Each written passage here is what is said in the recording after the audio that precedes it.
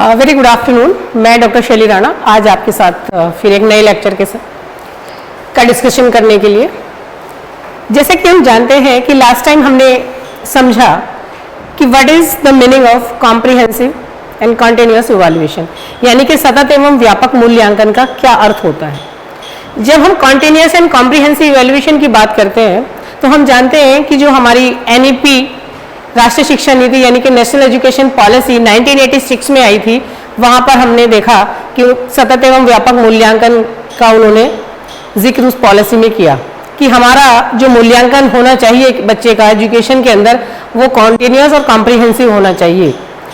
साथ ही साथ फिर हमने देखा कि जो हमारा NCF आया, नेशनल करिकुलम फ्रेमवर्क 2005, और उसके बाद राइट टू एजुकेशन 2009, उसमें भी कॉन्टिन्यूअस एंड कॉम्प्रिहेंसिव इवैल्यूएशन का हमने डिस्कशन देखा। साथ ही साथ ये भी देखा कि जो NCF आया हमारा 2009 में, तो सबसे पहले 9th स्टैंडर्ड पे ये जो लागू किया गया करिकुलम के साथ साथ में को करिकुलर एक्टिविटीज और सभी को क्वालिटेटिव एस्पेक्ट को भी ध्यान में रखते हुए बच्चे का हमें मूल्यांकन करना है, क्योंकि कॉन्टिन्यूअस एंड कॉम्प्रिहेंसिव इवैल्यूएशन करना है। तो CBSE ने सबसे पहले स्टार्ट करा और आर्टिकल 29 की फर्स्ट पार्ट में ये देखा जाता है। दूसरा हमने ये भी जाना कि पूरे देश में 1 अप्रैल 2010 को जो हमारा कॉन्टिन्यूअस एंड कॉम्प्रिहेंसिव इवैल्यूएशन है उसको लागू किया गया, जिसमें कि जो FA है यानी कि जो फॉर्मेटिव असेसमेंट है उसका जो वेटेज है वो 40% का होगा, और जो समेटिव असेसमेंट होगा बच्चे का, जो हम योगात्मक आकलन करेंगे वो करेंगे हम 60% का वेटेज के साथ में, यानी कि 2 बार साल में उसके FA होंगे, FA1 और FA2, और उसके बाद 30 नंबर का जो 30% बचता है वो होगा उसका SA। इस तरीके से 50-50 का स्लॉट करके 60% वेटेज जाएगा हमारा समेटिव असेसमेंट को और 40% वेटेज हमारा जाता है फॉर्मेटिव असेसमेंट को। फिर जब हम बात मूल्यांकन की कर रहे हैं तो बच्चे का मूल्यांकन अगर हमें करना है, अगर हमें बच्चे का फॉर्मेटिव असेसमेंट करना है तो हमें उसको करने के लिए किन टूल एंड टेक्निक्स की हमें जरूरत पड़ेगी, वो आज हम इस लेक्चर के माध्यम से यहाँ जानने का प्रयास करेंगे। सो स्टार्ट करते हैं। सबसे पहले हमें ये पता होना चाहिए कि टेक्निक किसे कहते हैं और टूल्स किसे कहते हैं। जो हमारी टेक्निक्स होती है बेसिकली वो होती है ऑब्जर्वेशन कर सकते हैं टीचर बच्चे का क्लास के अंदर, असाइनमेंट दे सकता है, साथ ही साथ उसे प्रोजेक्ट दे सकते हैं during the learning process, interview, debate और टेस्ट ऑफ एग्जामिनेशंस के माध्यम से जो ये टेक्निक्स हैं हम इनका इस्तेमाल करते हैं बच्चे का इवैल्यूएशन करने के लिए। अब इन टेक्निक्स को हम कौन कौन से टूल यूज करें, वो टूल होते हैं हमारे, या तो पोर्टफोलियो होगा, या चेकलिस्ट होगी, या हमारा रेटिंग स्केल होगा, या फिर एनेक्डोटल रिकॉर्ड, रूब्रिक, शेड्यूल और क्वेश्चनेयर। ये होते हैं हमारे टूल्स और ये होती है हमारी टेक्निक्स। कई बार टेट और सुपर टेट या CTET के एग्जाम्स में ये क्वेश्चन देखने को मिला है कि what is the difference between tool and techniques, या वो टेक्निक्स के 3 टाइप दे देगा और एक डाल देगा आपका टूल में से, तो बच्चे से कहेगा कि इनमें से कौन सा ऐसा है जो टेक्निक नहीं है। तो हमें ये ध्यान रखना है कि टेक्निक में आपका ऑब्जर्वेशन आ सकता है, आपका असाइनमेंट आ सकता है, आपका प्रोजेक्ट आ सकता है, आपका इंटरव्यू आ सकता है और आपके एग्जामिनेशन और टेस्ट आ सकते हैं। बट जब हम बात करेंगे टूल्स की तो टूल्स में आपका पोर्टफोलियो होगा, टूल्स में आपका चेकलिस्ट होगा, टूल्स में शेड्यूल होगा, और टूल्स में आपका एनेक्डोटल रिकॉर्ड होगा, टूल में शेड्यूल होगा, और या फिर क्वेश्चनेयर। ये सब के सब क्या है, हमारे टूल्स हैं और ये क्या है, हमारी टेक्निक्स हैं। अब हम ये सीखेंगे कि किस तरीके से हम टेक्निक्स को इस्तेमाल करने के लिए एक टूल का यूज करते हैं। सपोज करो बच्चे का टीचर क्लास में ऑब्जर्वेशन करता है।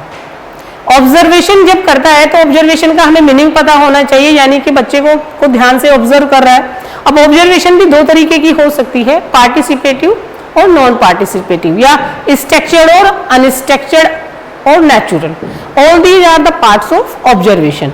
जब पार्टिसिपेटिव की बात करते हैं तो teacher will be the part of the group of the students, यानी कि स्टूडेंट्स के ग्रुप में रहते हुए ही टीचर क्या करेगा, बच्चे का ऑब्जर्वेशन कर रहा होगा। लेकिन जब बात हम नॉन पार्टिसिपेटिव ऑब्जर्वेशन की करेंगे तो उसमें टीचर क्या होगा, टीचर बच्चे को पहले से इंटीमेट नहीं करेगा कि that I am observing you. वो कहीं से भी ऑब्जर्वेशन उसकी कर सकता है क्लास के अंदर या क्लास के बाहर फील्ड एक्टिविटीज में या दूसरी क्रियाओं में। अब बात करते हैं कि जब ये ऑब्जर्वेशन हम करते हैं तो हमें कौन से टूल का हम इसमें इस्तेमाल कर सकते हैं। ऑब्जर्वेशन करते हैं तो हम, जैसे हमारा एक टूल है दैट इज चेकलिस्ट। अब चेकलिस्ट क्या होती है, चेकलिस्ट की दो ही फॉर्म होती है, या तो यस या तो नो। यानी कि we make a checklist like this, जिसमें आप बच्चे का नाम लिखेंगे, बच्चे का सेक्शन होगा, बच्चा किस क्लास का है, साथ ही साथ यहाँ पर आप डालेंगे चेकलिस्ट में कि what exactly you want to observe. तो वो क्वेश्चंस आप यहाँ पर लिखते हैं। जैसे सपोज करो बच्चा ड्राइंग का है कि उसका एग्जाम चल रहा है या बच्चा ड्राइंग के किसी एक्टिविटी में पार्टिसिपेट कर रहा है, तो आप ड्राइंग के यहाँ पे क्वेश्चन डालेंगे कि क्या बच्चा कलर लेकर आया था, तो या अगर लाया होगा तो यस और नहीं लाया होगा तो नो।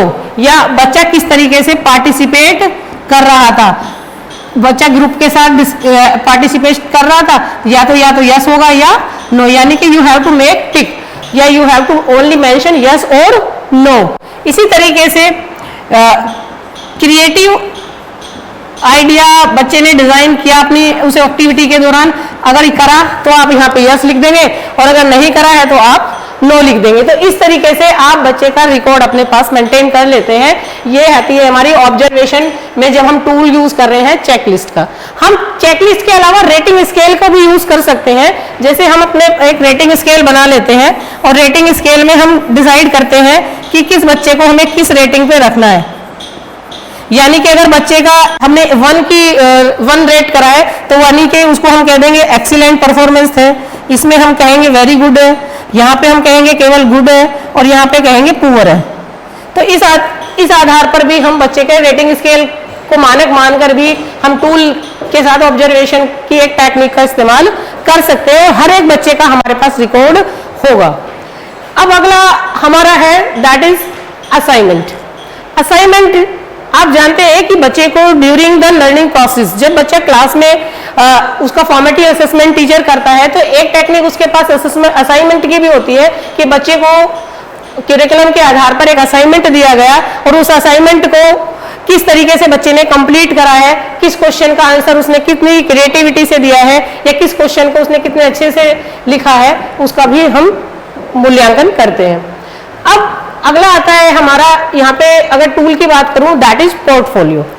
बेसिकली जब हम पोर्टफोलियो की बात करते हैं तो पोर्टफोलियो में हमें पूरे साल जो टीचर के पास बच्चे की एक्टिविटीज का रिकॉर्ड होता है, ये पूरे साल जो टीचर के पास बच्चे की परफॉर्मेंस आती है, तो बच्चे की परफॉर्मेंस में से जो उसकी बेस्ट एक्टिविटीज रही होंगी या जो बच्चे की बेस्ट परफॉर्मेंसेस होती हैं, उनके आधार पर हर बच्चे का टीचर क्या करता है, एक पोर्टफोलियो तैयार करता है और उसके आधार पर फिर उसका क्या करेगा, मूल्यांकन करेगा, इवैल्यूएशन करेगा कि ये बच्चा किस पर्टिकुलर फील्ड के लिए ज्यादा बेहतर रहेगा या उसका प्रेडिक्शन करके बता सकता है, उसको गाइड कर सकता है for career aspect as well as for higher education also. इसके बाद हम बात करते हैं टूल में, अगर देखा जाए एग्जाम के पॉइंट ऑफ व्यू से जिसमें अक्सर क्वेश्चन बनते हैं that is anecdotal record. Anecdotal record का जो मतलब होता है वो ये होता है कि this is the written description about the children, यानी कि बच्चे के बारे में अध्यापक के द्वारा एक लिखित जो डिस्क्रिप्शन दिया गया है, जो जानकारी दी गई है, उसका जो रिकॉर्ड मेंटेन होता है वो एनेक्डोटल रिकॉर्ड में हम रखते हैं।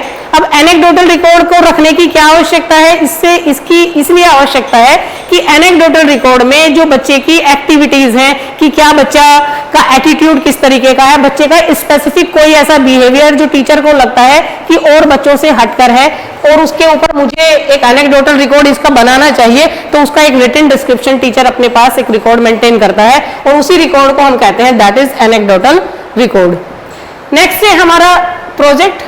प्रोजेक्ट बेसिकली बच्चे को इसलिए दिया जाता है कि बच्चे में एक टीम स्पिरिट आ सके, साथ ही साथ उसमें शेयरिंग का एक नेचर डेवलप हो सके और एक नए और क्रिएटिव आइडियाज के साथ सभी कोलैबोरेटिव वर्क कर सके।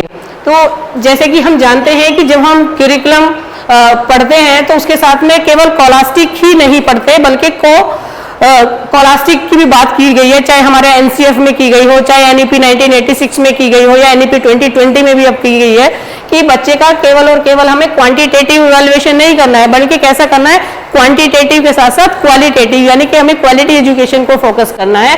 तो प्रोजेक्ट में यही करा जा रहा है कि नए नए प्रोजेक्ट्स बच्चे को दिए जाते हैं, उसमें उसकी पर्सनैलिटी ग्रूम की जाती है और ओवरऑल पर्सनैलिटी को हम क्या कर सकते हैं, उसका मूल्यांकन कर सकते हैं। इंटरव्यू भी स्ट्रक्चर्ड और अनस्ट्रक्चर्ड दोनों ही तरीके के होते हैं, जिसमें हम टेक्निक्स में हम ये चीज देखते हैं। अब बात आता है हमारे क्वेश्चन एयर्स का। तो क्वेश्चन एयर भी दो तरीके के होते हैं, one is open ended question air and another is close ended question air. जिस तरीके से हम कोई भी टेक्निक के लिए, मैंने अभी आपको चेकलिस्ट का या रेटिंग स्केल का एग्जांपल बताया, सेम वैसे ही क्वेश्चन एयर को भी हम ले सकते हैं किसी भी टेक्निक के क्या जब हम यूज करते हैं इवैल्यूएशन के लिए। वन इज क्वेश्चन एयर में जब बात करूं मैं कि ओपन एंडेड क्वेश्चन एयर क्या है या क्लोज एंडेड क्वेश्चन एयर क्या है, तो ओपन एंडेड क्वेश्चन एयर का मतलब होता है कि आपको एक क्वेश्चन दिया कि उसमें उस क्वेश्चन एयर में लिखा कि what do you mean by the economy of India and what are your views, this is your open ended question air question. यानी कि इसमें आपको डिस्क्रिप्टिव क्वेश्चन लिखने की आजादी दी गई है, आप अपने विचार उसमें लिख सकते हैं। बट जब मैं आपको क्लोज एंडेड क्वेश्चन एयर दूंगी तो उसमें आपको क्या करना होगा, केवल आपके पास 4 ऑप्शंस होंगे, ए बी सी और डी या 1 2 3 4, और आप बाउंड है उन्हीं 4 में से किसी एक को टिक करने के लिए। तो उस तरीके का जो क्वेश्चन एयर बनाया जाता है उसको हम कहते हैं close ended question air. I hope so आपको इस लेक्चर के माध्यम से आज ये समझ आया होगा कि जब हम इवैल्यूएशन करते हैं, कॉन्टिन्यूअस या कॉम्प्रिहेंसिव इवैल्यूएशन करें, चाहे हम फॉर्मेटिव असेसमेंट करें, चाहे हम समेटिव असेसमेंट कर रहे हो, तो हम किस तरीके की टूल्स और टेक्निक्स का इस्तेमाल वहां पर करते हैं कि बच्चे का हम क्या देख सके, उसका ओवरऑल डेवलपमेंट उसमें कर सके। साथ ही साथ जो मूल्यांकन है वो केवल और केवल मार्क्स के आधार पर नहीं करना है, बल्कि बच्चे के पर्सनैलिटी के हर एक पहलू को हमें ध्यान में रखना है। और उसी के लिए हमने टेक्निक्स और टूल्स को आज हमने यहाँ जाना कि how we can evaluate a children on the basis of these techniques and tools.